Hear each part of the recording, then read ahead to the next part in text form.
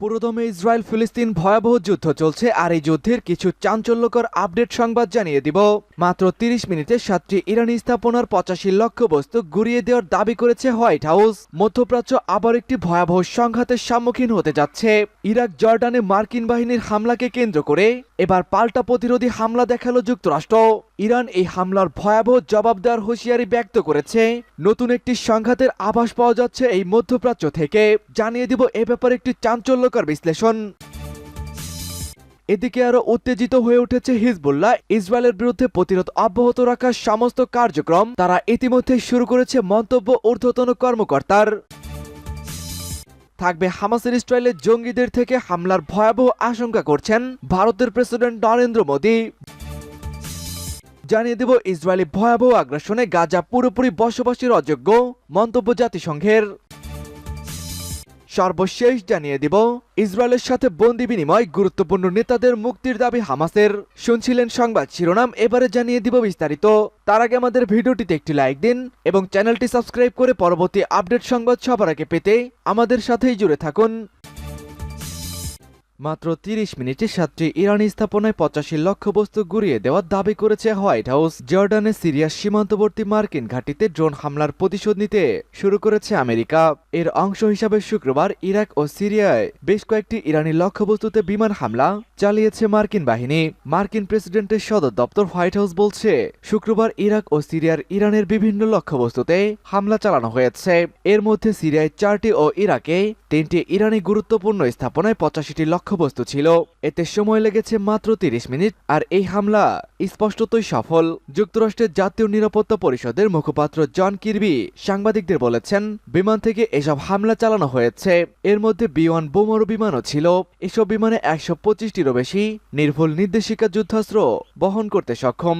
এ হামলায় গত রবিবার সিরিয়া সীমান্তবর্তী জর্ডানে মার্কিন সামরিক ঘাঁটিতে ড্রোন হামলার প্রতিক্রিয়া হিসাবে দেখা হচ্ছে।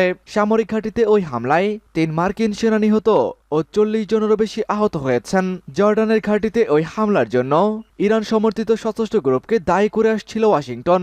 এর জবাবে সিরিয়া ও ইরাকে অবস্থিত ইরানের বিভিন্ন স্থাপনায় ধারাবাহিকভাবে হামলা চালানোর পরিকল্পনায় অনুমোদন দেয় মার্কিন কর্তৃপক্ষ। এর আগে একাধিক মার্কিন কর্মকর্তা বলেছিলেন, বেশ কয়েকদিন ধরেই এই হামলা চলতে থাকবে। বিষয়টি আবহাওয়া পরিস্থিতির উপরও নির্ভর করবে। ইসরায়েলের বিরুদ্ধে প্রতিরোধ অব্যাহত রাখবে হিজবুল্লাহ, ঊর্ধ্বতন কর্মকর্তার মন্তব্য।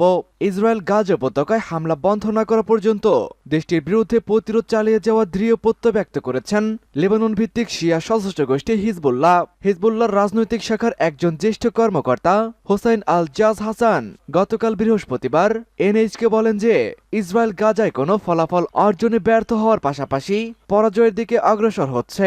কর্মকর্তাটি উল্লেখ করে বলেন যে, হিজবুল্লাহর হামলায় ইসরায়েলের সামরিক ঘাঁটি সহ অন্যান্য লক্ষ্যবস্তু ধ্বংস হওয়ার পাশাপাশি অর্থনৈতিক অনেক ক্ষতিও হয়েছে। ইসরায়েলি সেনাবাহিনীর ভাষ্য অনুযায়ী তারা গতকাল বৃহস্পতিবার হিজবুল্লাহ সংশ্লিষ্ট লক্ষ্যবস্তুতে হামলা অব্যাহত রাখবে। এদিকে ইসলামিক দল হামাস দৃশ্যত ইসরায়েল ও কাতার সহ অন্যান্য মধ্যস্থতাকারীদের প্রস্তাবিত একটি চুক্তি সতর্কতার সাথে বিবেচনা করছেন, যেটি বাস্তবায়িত হলে যুদ্ধবিরতির বিনিময়ে পর্যায়ক্রমে জিম্মিদের মুক্তি দিবে হামাস। হামাস ইসরায়েলে হামলার আশঙ্কায় রয়েছে ভারত। বিরোধপূর্ণ কাশ্মীর অঞ্চলে পাকিস্তানের সঙ্গে ডিফ্যাক্টো সীমান্তে প্রতিরক্ষা ব্যবস্থা দ্বিগুণ করছে ভারত। ইসরায়েলে ফিলিস্তিনি হামাস গোষ্ঠী যেভাবে অতর্কিত হামলা চালিয়েছে তা থেকে অনুপ্রাণিত হয়ে জঙ্গি গোষ্ঠীগুলো সেই ধরন অনুসরণ করে হামলা চালাতে পারে বলে উদ্বিগ্ন ভারত। এ কারণে সীমান্তের নিরাপত্তা বাড়ানো হয়েছে। মার্কিন সাময়িকী নিউজ এই খবর নিশ্চিত করেছেন। ভারতীয় সেনাবাহিনী এক মুখপাত্র কর্নেল সুধীর চামলি বলেছেন, গত ৭ অক্টোবর হামাস যোদ্ধারা যে ধরনের উদ্ভাবনী উপায়ে আক্রমণ চালিয়েছে, এতে সারা বিশ্বের নিরাপত্তা সংস্থার মধ্যে উদ্বেগ বেড়ে যায়। তিনি বলেছেন, পশ্চিম সীমান্তের ওপার থেকে ওই ধরনের যে কোনো হামলার প্রচেষ্টাকে ব্যর্থ করতে নিয়ন্ত্রণ রেখা ও আন্তর্জাতিক সীমান্ত সেক্টরে প্রয়োজনীয় ব্যবস্থা নেওয়া হয়েছে। নিয়ন্ত্রণ রেখা হল কাশ্মীর জুড়ে ৫০০ মাইল বিস্তৃত এক সীমানা, যা পারমাণবিক অস্ত্রধারী ২ প্রতিবন্ধী দেশ ভারত ও পাকিস্তানকে বিভক্ত করেছে। ইসরায়েল ও হামাস নিয়ন্ত্রিত গাজা উপত্যকারও এরকম ৪০ মাইল বিস্তৃত এক সীমান্ত দ্বারা বিভক্ত। এই নিয়ন্ত্রণ রেখাগুলোতেই বিদ্রোহী কার্যকলাপের পাশাপাশি সংঘর্ষের ঘটনাও ঘটে। কিন্তু অক্টোবরে হামাসের হামলা ইসরায়েল ফিলিস্তিন সহিংসতাকে নতুনভাবে তীব্রতর করেছে, আর এই সহিংসতা এখনো চলছে। কাশ্মীর সীমান্তে এ ধরনের ভয়াবহ সহিংসতা মোকাবেলার জন্যই বেশ কিছু পদক্ষেপ গ্রহণের কথা জানিয়েছে চামলি। ইসরায়েলি ভয়াবহ আগ্রাসনে গাজা পুরোপুরি বসবাসের অযোগ্য মন্তব্য জাতিসংঘ। ইহুদিবাদী ইসরায়েলের চলমান ভয়াবহ আগ্রাসনে অবরুদ্ধ গাজা উপত্যকা বসবাসের অযোগ্য হয়ে পড়েছে বলে ঘোষণা করেছে জাতিসংঘ। বিশ্ব সংস্থাটি বলছে, ধ্বংসযজ্ঞের মাত্রা এতটাই বেশি যে এই উপত্যকাকে আবার বসবাসযোগ্য করতে হাজার হাজার কোটি ডলার অর্থ ও কয়েক দশক সময় লাগতে পারে। জাতিসংঘের conference on trade and development সংস্থা বা অক্টাডাম বৃহস্পতিবার এক প্রতিবেদন প্রকাশ করে এই তথ্য নিশ্চিত করেছেন। প্রায় 4 মাস আগে অবরুদ্ধ গাজা উপত্যকার ওপর ইসরায়েলের গণহত্যা অভিযানের সামাজিক ও অর্থনৈতিক ক্ষয়ক্ষতি পর্যালোচনা শেষে এই সিদ্ধান্তে উপনীত হয়েছে। প্রতিবেদনে বলা হয়েছে, ইসরায়েলি আগ্রাসনে গাজার শতকরা 85% অধিবাসী তাদের সহায় সম্বল হারিয়েছে এবং উপত্যকায় অর্থনৈতিক কার্যক্রম মুখ থুবড়ে পড়েছে। ফলে বিশ্বের সবচেয়ে ঘনবসতিপূর্ণ ওই এলাকায় দারিদ্র্য ও বেকারত্ব আরো ভয়াবহ আকার ধারণ করেছে। অক্টাডামের প্রতিবেদনে জানা যায়, গাজায় কর্মক্ষম মানুষের মধ্যে বেকারত্বের হার 79.3% পৌঁছেছে এবং জানুয়ারির মাঝামাঝি পর্যন্ত উপত্যকার 37,379টি ভবন আংশিক বা পুরোপুরি বিধ্বস্ত হয়েছে। জাতিসংঘের প্রতিবেদনটিতে বলা হয়েছে, গাজা উপত্যকার মোট জনসংখ্যার প্রায় অর্ধশতাধিক শিশু, তাদের মাথা গোঁজার ঠাঁই নেই, মানুষের কোনো আয়ের উৎস নেই এবং তাদের খাবার, পানি, পয় নিষ্কাশন, স্বাস্থ্য ও চিকিৎসার সমস্ত ধরনের সুযোগ সুবিধা হারিয়ে গেছে।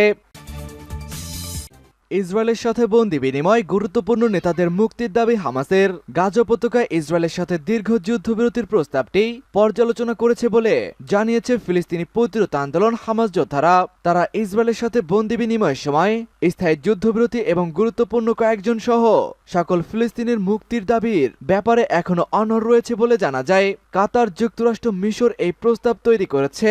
ইসরায়েলও প্রস্তাবটি মোটামুটিভাবে মেনে নিয়েছে, তবে এই প্রস্তাবে স্থায়ী যুদ্ধবিরতির কথা নেই। হামাসের পলিটি ব্যুরোর প্রধান ইসমাইল হানিয়া যুদ্ধবিরতির প্রস্তাবটি নিয়ে গাজায় আরেক দল ফিলিস্তিনি ইসলামিক জিহাদের